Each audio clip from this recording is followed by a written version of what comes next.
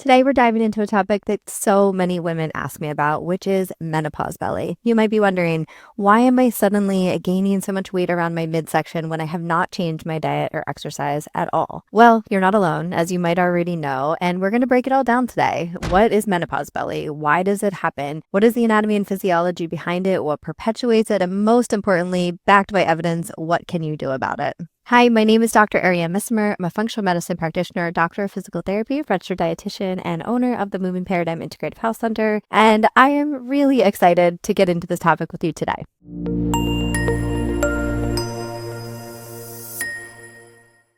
So what exactly is menopause belly? Essentially, it's an increased fat deposition around the abdomen that women experience during perimenopausal and menopausal time periods. You might notice that the weight gain shifts from your hips and your thighs to the abdomen. And it's not just about aesthetics, it's actually about metabolic changes in your overall health. So what are some key changes associated with menopause belly? Essentially, there's increased visceral fat. So that's the fat that's stored around the organs that is linked, unfortunately, to metabolic disease. There's decreased subcutaneous fat, which is the fat right under the skin, which is more prominent in our younger years.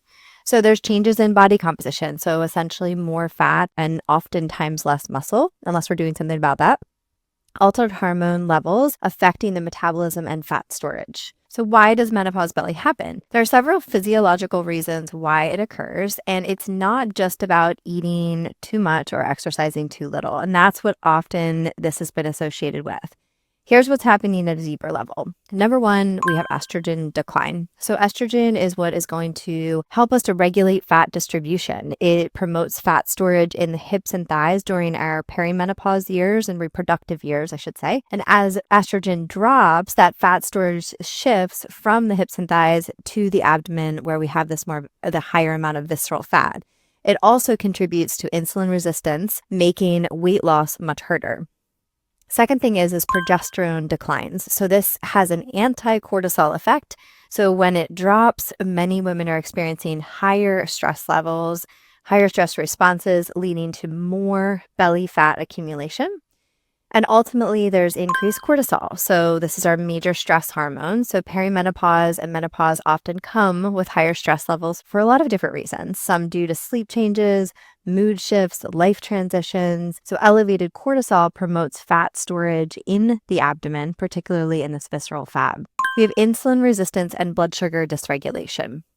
So lower estrogen and fluctuating blood sugar levels can make cells less responsive to insulin. So this is going to lead to higher blood sugar, increased fat storage again, and more cravings for carbs and sugar, unfortunately.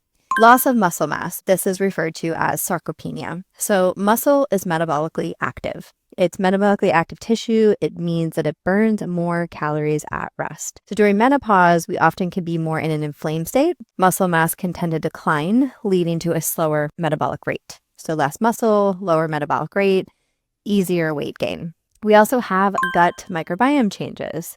So this is where estrogen plays a role in gut health and gut metabolism. And so as it declines, gut dysbiosis, so that imbalance of bacteria, can occur. And this can lead to anything from bloating to inflammation to increased fat storage around the midsection to leaky gut, causing systemic inflammation. So now let's get into what perpetuates this cycle. So there are a few things that can make menopause belly worse, even without you realizing it. Number one, and the most important, is poor sleep quality.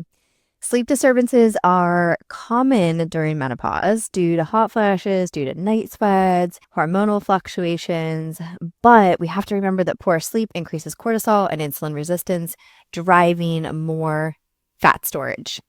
In addition to that, we also have a change in tonality of our muscular system. And so this can also influence our airway. So oftentimes, if you've had underlying issues related to airway health, perhaps you've had some type of nasal obstruction, you've had chronic sinus infections, you've had lots of respiratory infections and subsequent antibiotics. These are all signs that potentially you may want to look into an airway disorder. And during the change from perimenopause to menopause, This is where sleep apnea can be much more prevalent. So it is important to make sure that you're not ruling that out and you're actually looking into that to see if that's one of the causes. I see this very frequently and I'm always looking for it in my menopausal women. Number 2 is chronic stress. This is a fast-paced modern society that we live in that comes with a lot of stress. So work stress, family obligations, life transitions can all increase cortisol. We have a lot of cortisol receptors in the abdomen, so this is going to promote more fat storage. Highly processed and high sugar diets. Oftentimes, this is a time where we're craving things. So refined carbs and sugar can contribute to further insulin resistance. Processed foods can lead to a lot of inflammation and gut imbalances. So it can, again, perpetuate this cycle. Lack of strength training. This is so critical during this time. If you're only doing cardio and you're avoiding strength training because you're afraid you're going to get too bulky, this is not the time to do that. This is where we really need to optimize. Resistance training is crucial for maintaining muscle mass and keeping your metabolism high. Too much or too little exercise. So this is also a time where I see a lot of women trying to do too much. They're over exercising and also under eating.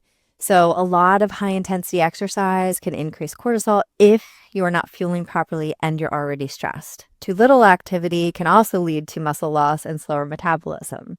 So let's get into what can you do about it, some evidence-based solutions. The good news, you can take control of menopause belly with a science-backed approach. Here's what actually works.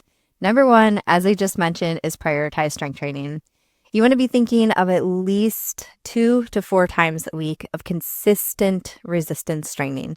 You want to be focusing on progressive overload, which is essentially increasing some variable each week to preserve muscle and boost metabolism. You want to focus on compound movements like squats, deadlifts, push-ups, and so on. Hire a coach, get a program. We have lots of options for you.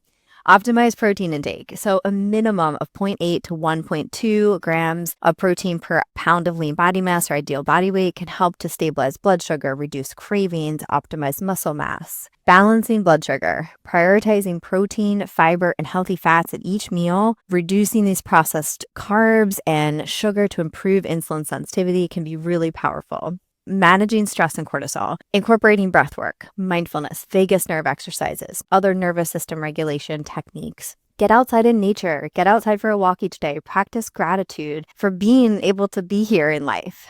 Prioritizing self-care, improving your sleep hygiene. So aiming for 7 to 9 hours a night, avoiding your screens before you go to bed, having an opportunity to downregulate, prepare for sleep, limiting caffeine. If you need to, exploring supplementation and so forth. Supporting gut health, so eating prebiotics, probiotics, fermented foods, fiber, limiting things like our processed foods, our artificial foods and sweeteners, our excessive alcohol, or try to eliminate alcohol. So lastly, you can consider bioidentical hormone replacement. So this is where you would work with a functional medicine practitioner, you would work with a local doctor who is prescribing bioidenticals, and this could be a great avenue to explore as you're going through this transition or you have already transitioned to postmenopausal time period. As you work with a functional medicine practitioner, you can really begin to understand root causes of what's happening, why it's happening, and what you need specifically. So these things that I mentioned today are